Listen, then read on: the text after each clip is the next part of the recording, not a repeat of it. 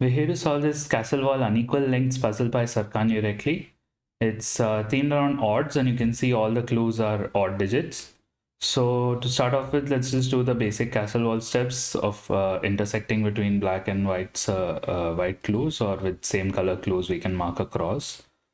So we have crosses here, we have an intersection here, here, and this black cell can't have a loop going around it. White cell needs it.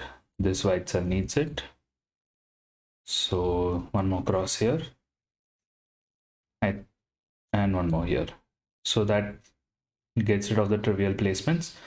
This one clue right now becomes active and helps us out in this row by cancelling out all of these. Now, since this is a one length segment, it has to be at least two length on either side because of the variant rule. Now, because of that, we have this segment here can't turn left, because if it does, then it'll need to meet like this, and that means there are two one cell segments. So this one ends up going down like this. Now, if this, for the 3 clue looking downwards, if you don't have a segment through these, then what ends up happening is you need a segment here, because it would be 1 here and 2 here. And because of the one clue, that would mean this stops here and this breaks immediately. So what that means is you need a segment passing through this.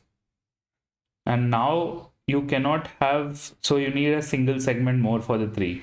So you can't have that here no matter what, because if you have a segment here, whether it goes up or down, it's gonna have one segment and one segment vertical. So that's going to break. So that means there's nothing here. This connects this way, and this carries on upward to complete the 3. Now this part of it, for this 3 clue, first of all, this is a 2 length segment, so this would be a 3 length, and it stops there, and we have all these crosses. Now, because these are crosses, these are also crosses, because it would reach a dead end if it ever came in. So this continues on this much. Now this segment can't turn this way here, because it would be 1 and 1. So there's a cross here, this one as well, same thing.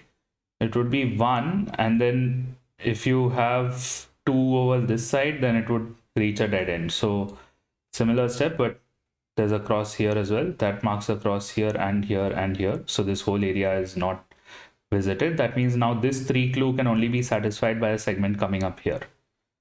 Now this one could go this way, but then you have a black cell on this side of the loop and a black cell on the other side of the loop, which is not possible. So ends up turning this side, and this resolves the one clue on the left for this row. And we get some crosses here as well to prevent dead ends. Now this part of it, this one clue means that there's a segment here. This segment can't turn upward. It would be just a one length. So it turns downwards. That means this continues on. Again, now this can't turn downwards because of the unequal lengths variant. This goes upwards, at least 2 steps, and finishes this way. So this finishes this one clue. And we mark all these crosses. We can mark crosses here as well to avoid dead ends. Now, if this goes into the top right, then we'll have we'll have more than 2 segments of equal length. So this comes downwards and just finishes that part of the loop. Now this can't be, so some more crosses to avoid dead ends. Now this 3 clue can only be resolved by 2 segments here.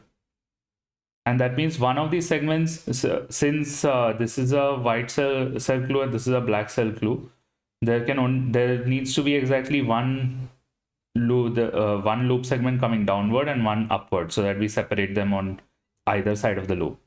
Now, if this goes upward, since it can't be a 2 length, which happens either way, whether it's the right one that goes up as well, since it can't be a 2 length because this horizontal is length 2, it'll end up going all the way up. But we see that this side, if that happens, this 3 clue down here is violated. So that means this is the side that comes down, and this is the side that goes up all the way to the top. Now we can mark a few more dead ends. Now this 3 clue again is pretty crucial, because If these two are crossed out, if there's no loop segment through this, then you can only resolve this with two segments. So that means these two do have a segment and this doesn't. Also, this was a one length, so we could extend it this way and this much and more because this is a two length now. So this has to be 3 at least. Now this side, if this joins, we can see that there are two length segments that are next to each other. So this comes downward and closes off here. For this 5 clue, now we need this segment as well. Now, first of all, this one is resolved, so that's an easier way to look at it. So this just continues on.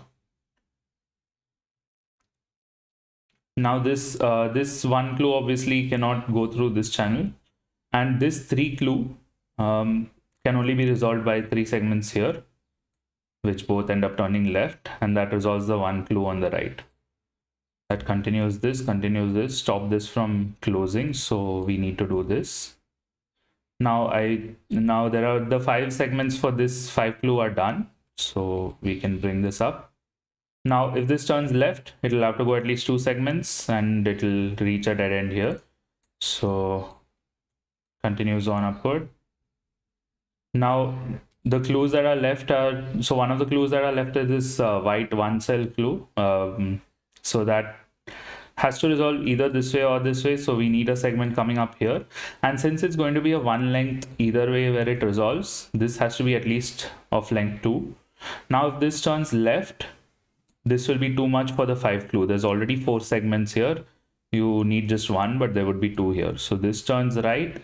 And now to satisfy this 5 clue, we can mark crosses here to see it more easily. We need one more segment. It has to be this one, and that closes the loop. So we hope this talk through was helpful for you in understanding how the unequal lengths variant works with this castle walls puzzle. And thanks Serkan for the puzzle, and thank you all for watching.